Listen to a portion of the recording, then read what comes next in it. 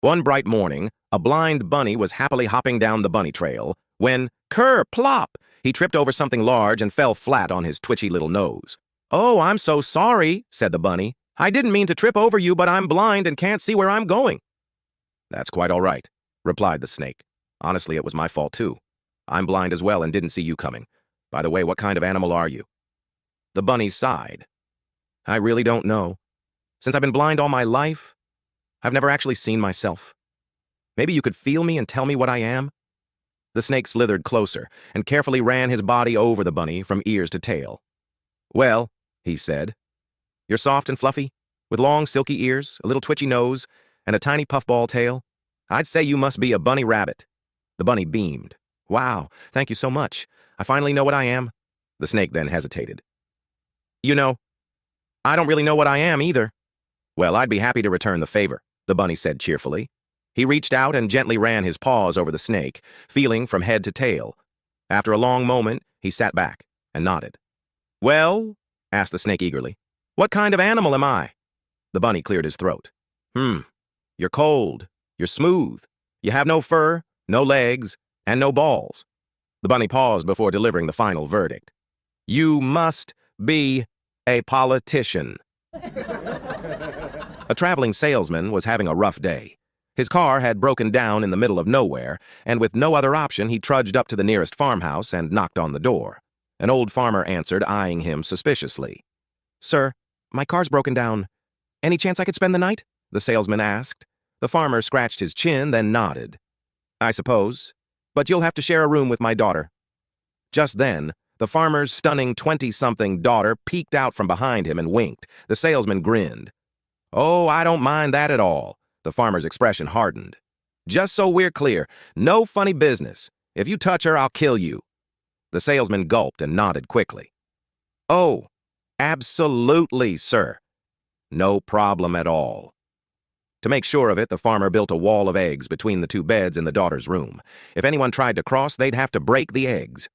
That night, the salesman lay in bed, staring at the ceiling, trying to ignore the beautiful woman just a few feet away. But temptation got the better of him. With a deep breath, he smashed through the eggs like a man possessed, and before long, he and the eager daughter were tangled in each other's arms, leaving a mess of broken eggshells everywhere. Realizing what they had done, they panicked. If the farmer saw the broken eggs, he'd know. So they spent the rest of the night meticulously gluing the eggshells back together, piece by piece. Of course, they couldn't put the yolks back in, so they just rebuilt the shells and tossed the insides. By morning, their work was done. A wall of empty eggs stood between the beds once again. The salesman sighed in relief. Crisis averted. But downstairs, trouble was brewing. The farmer, up early as usual, grabbed a few eggs from the room and cracked them into the frying pan. Empty. Frowning, he tried another. Also empty. One by one, he cracked open eggs, nothing but air inside. Slowly, he turned to stare out the window at his chickens, gripping his shotgun. The salesman, whistling innocently, strolled downstairs and saw the farmer standing there, scowling at his coop. What are you doing?" the salesman asked nervously. Without looking away, the farmer muttered, "I think one of my roosters is using a condom." A lady was trotting down the road in her horse and buggy when she noticed a sheriff flagging her down. She pulled over, and the officer tipped his hat politely. "Ma'am, I just wanted to warn you that you have a broken stake on your wheel," he said. "Oh dear," the lady exclaimed. "I'll be sure to tell my husband Jacob as soon as I get home." "That's good," the sheriff nodded. "But there's something else.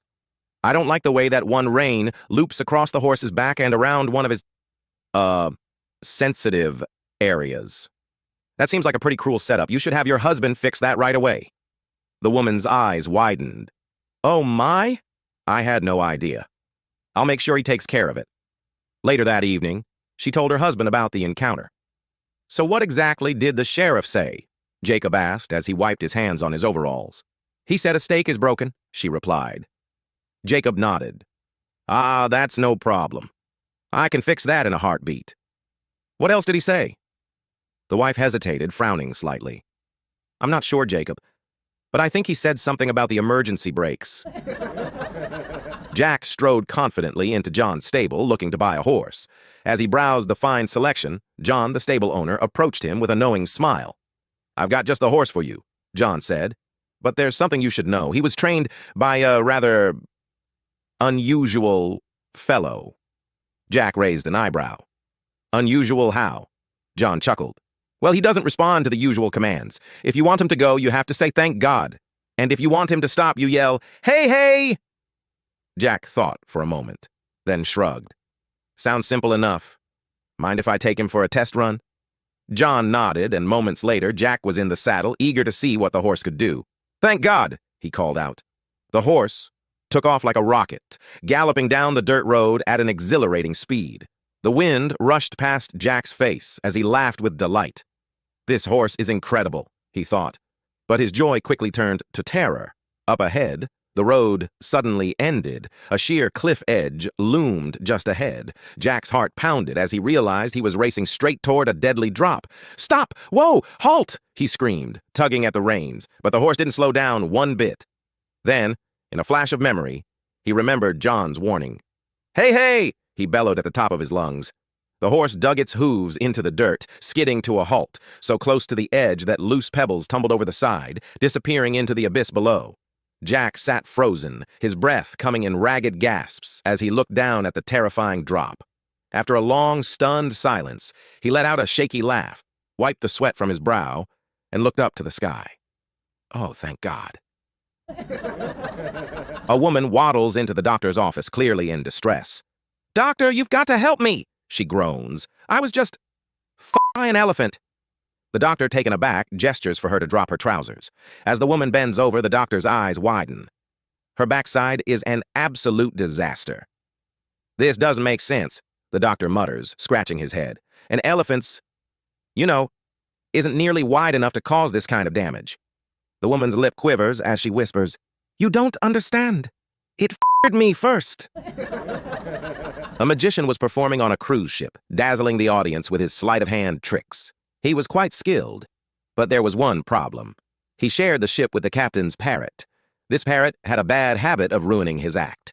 Every night it would fly around the stage, squawking out the magician's secrets. "It's up his sleeve! It's up his sleeve! It's in his pocket! It's in his pocket! It's in his mouth! It's in his mouth!" No matter what the magician did, the parrot would spoil the trick. Furious, he finally snapped, pointing a finger at the bird. "If you ruin one more trick, I swear I'll—" Before he could finish his threat, disaster struck. The ship hit an iceberg and sank within minutes. By some miracle, the magician and the parrot were the only survivors, floating together on a piece of driftwood. For hours, they drifted in silence, staring at each other, neither speaking a word. Finally, the parrot narrowed its eyes and said, "Okay, I give up. What did you do with the ship?" One afternoon, a woman walked into a pet shop and immediately spotted a large, beautiful parrot perched inside a cage. A sign hanging on the front read, "Parrot, $50. Surprised by the low price, she turned to the pet shop owner. "Why so cheap?" she asked. The owner sighed. "Look, I should probably tell you this bird used to live in a brothel. He's, picked up some colorful language." The woman hesitated for a moment, but eventually shrugged. "Oh well, I've heard worse. I'll take him." She brought the parrot home, set up his cage in the living room, and eagerly waited to hear what he had to say. The parrot blinked, stretched his wings, looked around the room, then at her, and said, "New house? New madam?" The woman raised an eyebrow, but chuckled. "Well, that's not so bad." A little while later, her two teenage daughters returned home from school. As soon as they walked into the room, the parrot eyed them and squawked, "New house, new madam, new girls." The daughters stared at the bird, then at their mother. There was an awkward silence, before all three burst into laughter. Just as they were recovering from their giggles, the front door opened. The woman's husband stepped inside, setting down his briefcase. The parrot turned his head, locked eyes with him, and after a long pause exclaimed loudly, "New house, new madam, new girls, old clients."